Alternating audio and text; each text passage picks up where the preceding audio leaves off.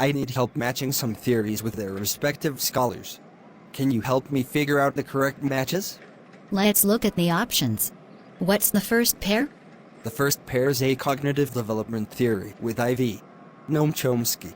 Is this correct? No, that's incorrect. Cognitive development theory is actually associated with 2. Jean Piaget. Piaget is well known for his theory of cognitive development in children.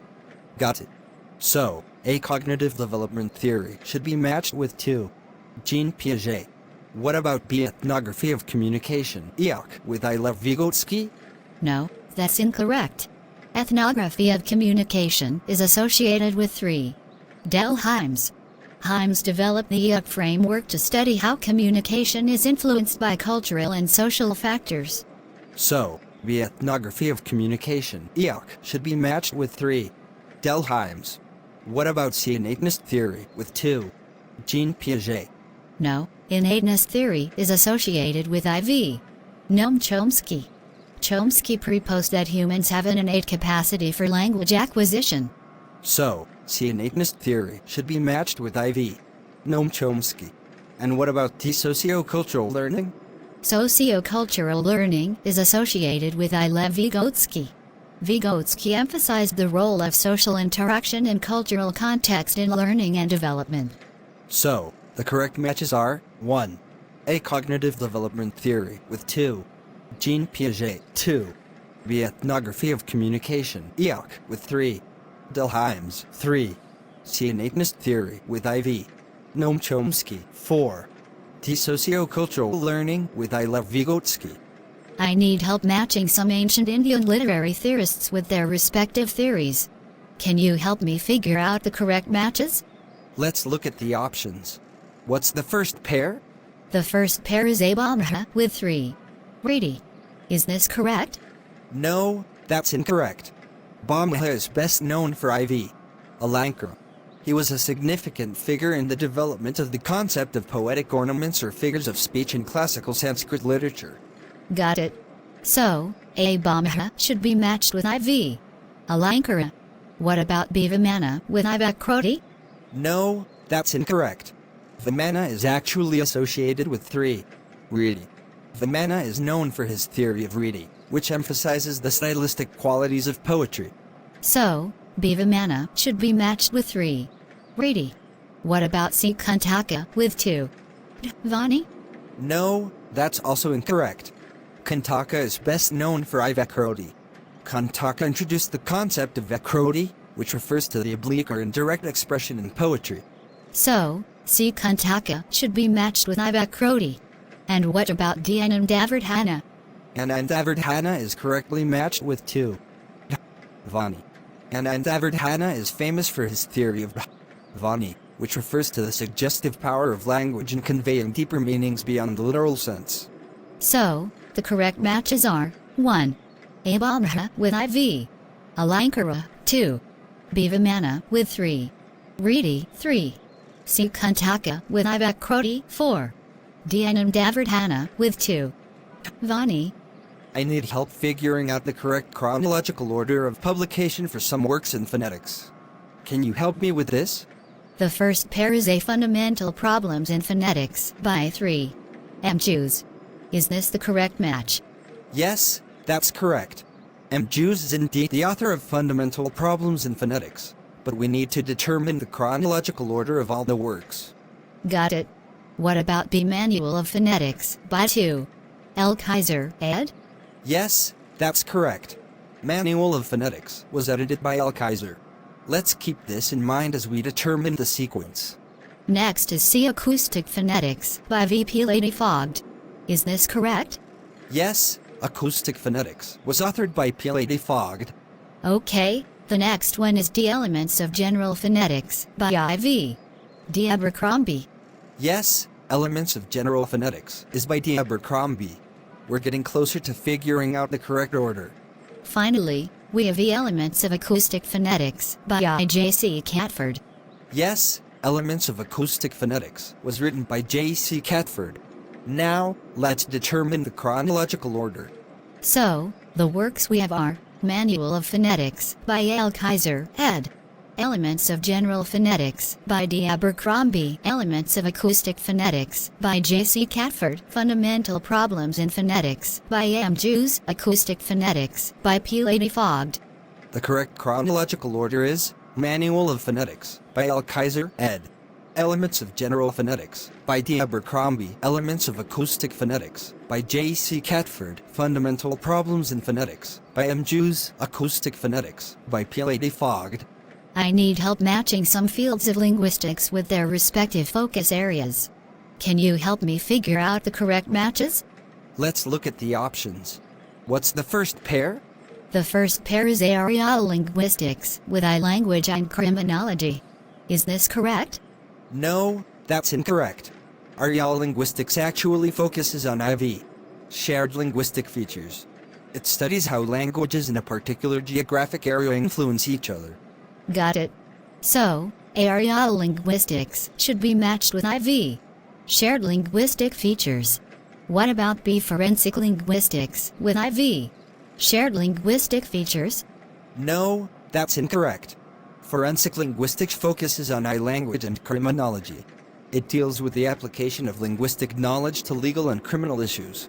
So, B, forensic linguistics should be matched with I-language and criminology. What about C, stylistics with 3, language and social behavior? No, that's incorrect as well. Stylistics focuses on 2, language and literature. It analyzes the style and structure of texts. So, C, stylistics should be matched with 2, language and literature. And what about D, ethnolinguistics? Ethnolinguistics is concerned with 3, language and social behavior. It studies the relationship between language and cultural behavior. So, the correct matches are 1. Aerial linguistics with IV, shared linguistic features. 2. B, forensic linguistics with I-language and criminology. 3. C, stylistics with 2, language and literature. 4. D, ethnolinguistics with 3, language and social behavior. I need help matching some books with their respective authors and the dates of publication. Can you help me figure out the correct matches? Let's look at the options. What's the first pair? The first pair is A, The Language Machine by 3, Eric Atwell. Is this correct? No, that's incorrect.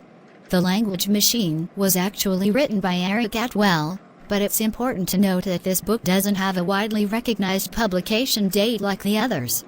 It's more accurate to match the other pairs first. Got it. What about B, The Language Instinct by IV, Steven Pinker? Yes, that's correct. The Language Instinct by Steven Pinker was published in 1994. This book is well known for exploring the idea that the ability to use language is innate to humans.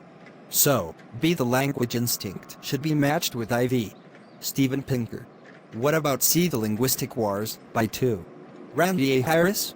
Yes, The Linguistic Wars by Randy A. Harris was published in 1993. This book discusses the debates and conflicts within the field of linguistics, particularly focusing on the generative grammar revolution. So, C, The Linguistic Wars should be matched with 2, Randy A. Harris. And what about D, The Silent Language? The Silent Language by Edward Hall was published in 1959. This classic work explores how different cultures communicate, often without words, through various nonverbal means. So, the correct matches are 1. A, The Language Machine with 3, Eric Atwell. 2. B, The Language Instinct with IV, Steven Pinker, 1994. 3. C, The Linguistic Wars with 2, Randy A. Harris, 1993. 4. D, The Silent Language with I. Edward Hall, 1959. I need help matching some books with their respective authors and the dates of publication. Also, we need to arrange them in the correct chronological order. Can you help me figure out the correct matches? Let's look at the options and their publication dates. What's the first book?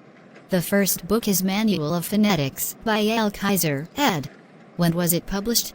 Manual of Phonetics, edited by L. Kaiser, was published in 1957. Okay, and the next one is Elements of General Phonetics by D. Abercrombie. Elements of General Phonetics by D. Abercrombie was published in 1967. Got it. What about Elements of Acoustic Phonetics by J.C. Catford? Elements of Acoustic Phonetics by J.C. Catford was published in 1977. And Fundamental Problems in Phonetics by A.M. Jews? Fundamental Problems in Phonetics by M. Jews was published in 1948. Lastly, Acoustic Phonetics by P. Lady Fogg? Acoustic Phonetics by P. Lady Fogg was published in 1996. So, the correct matches with the dates are 1. Manual of Phonetics by A.L. Kaiser, ed. -1957 2. Elements of General Phonetics by D. Abercrombie, -1967 3. Elements of Acoustic Phonetics by J.C. Catford, -1977 4. Fundamental Problems in Phonetics by A.M. Jews, -1948 5. Acoustic Phonetics by P. Lady Fogg, -1996. Exactly. Now, let's arrange them in the correct chronological order. 1. Fundamental Problems in Phonetics by M. Jews, -1948. 2. Manual of Phonetics by L. Kaiser, ed. -1957. 3. Elements of General Phonetics by D. Abercrombie, -1967. 4. Elements of Acoustic Phonetics by J.C. Catford, -1977. 5. Acoustic Phonetics by P. Lady Fogg, -1996. Perfect. Now, let's move on to the statements about infants and language exposure. Here's the question. Given below are two statements. Statement I, 4 to 7-month-old hearing infants exposed to spoken language produce a restricted set of phonetic forms. Statement 2, 4 to 7-month-old deaf infants exposed to sign language produce a restricted set of signs. Which statement is correct? Both statements are correct. Research shows that both hearing infants exposed to spoken language and deaf infants exposed to sign language produce a restricted set of forms in their respective modalities. I need your help with a question about the relationship between Indian languages and Sanskrit. There are two statements, one labeled as assertiona and the other as reasonar. Here's what they say. Assertiona, many languages in India share a significant number of words. Reasonar, Sanskrit has contributed words to many other Indian languages. We need to determine the correct explanation of these statements. What do you think? Let's break it down. First, do you agree that many Indian languages share a significant number of words? Yes, I think that's true. There are so many similarities between languages like Hindi, Bengali, Marathi, and others. Exactly. And the reasonar states that Sanskrit has contributed words to many other Indian languages. Do you think that's correct? Absolutely.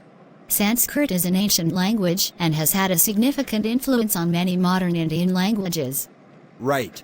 So, both assertiona and reasonar are correct. Now, we need to determine if reasonar correctly explains assertiona. Do you think the reason given, that Sanskrit contributed words, is why many Indian languages share a significant number of words? Yes, I do. The influence of Sanskrit is a major reason for the shared vocabulary among these languages. I need your help with another question. Here are the statements. Statement I, William LaBeouf is the founder of interactional sociolinguistics. Statement 2, John J. Gumpers is known for variationist sociolinguistics. We need to figure out which option is correct. What do you think? Let's start with statement I. William LaBeouf is a well-known linguist, but is he the founder of interactional sociolinguistics? No, I don't think so. LaBeouf is actually known for his work in variationist sociolinguistics, which studies how language varies based on social factors. Exactly. So, statement I is incorrect. Now, let's look at statement 2. Is John J. Gumpers known for variationist sociolinguistics? No, Gumpers is actually the founder of interactional sociolinguistics, which focuses on how language use varies in different social interactions. Right. So, both statement I and statement 2 are incorrect. I need some help with a question about grammar adequacy. Here are the statements. Statement I, a grammar is observationally adequate if it correctly specifies which sentences are and are not well formed. Statement 2, a grammar is observationally adequate if it correctly describes the relevant structure of the sentences. What do you think about these statements? Let's start with statement I. Observational adequacy means that the grammar can distinguish between well-formed and ill-formed sentences in a language. So, statement I seems to be true. I agree. Now, what about statement 2? Does observational adequacy mean that the grammar must describe the structure of the sentences? No, that's actually a different level of adequacy. Describing the relevant structure of sentences falls under descriptive or explanatory adequacy, not observational adequacy. So, statement 2 is false. That makes sense. So, the correct answer is statement I is true but statement 2 is false. I need your help with another question. Here are the statements. Statement I, in the sentence, Sanskrit is an Indo-European language. Sanskrit and language are nouns. Statement 2, Sanskrit is a named entity. We need to figure out which option is correct. What do you think? Let's start with statement I in the sentence. Sanskrit is an Indo-European language. Both Sanskrit and language are indeed nouns. So, statement I is correct. Yes, that makes sense. Now, what about statement 2? Is Sanskrit a named entity? Sure thing. The main objective is the grand quest. That is, to explore the relationship between the use of modern teaching techniques and the student performance. So that's the main objective, the grand quest, to explore the relationship between the use of modern teaching techniques and the performance of the students after having applied those modern teaching techniques on the students. So it's like a grand quest overall. That's main objective. That's the main objective. I see. So, statement 2 is incorrect. Exactly. So, the correct answer is statement I is correct, but statement 2 is incorrect. Have you ever heard of autosegmental phonology? Yeah, I've come across it in my linguistics classes. It's a theory that treats phonological features as independent entities attached to different parts of spoken language representations, right? Exactly. John Goldsmith introduced it in his PhD thesis at MIT back in 1976.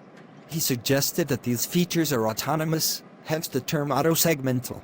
Ah, I see. So, instead of thinking of phonological features as all bundled together, this theory views them as separate entities that can operate independently. That's pretty cool. Yeah, it's a fascinating approach. It allows us to analyze the structure of language in a more nuanced way, especially when dealing with complex phenomena like tone and stress patterns. Definitely. I can see how breaking down phonological features into separate segments can provide a clearer understanding of how they interact within the language system. Exactly. Autosegmental phonology has really opened up new avenues for phonological analysis and has had a significant impact on linguistic research.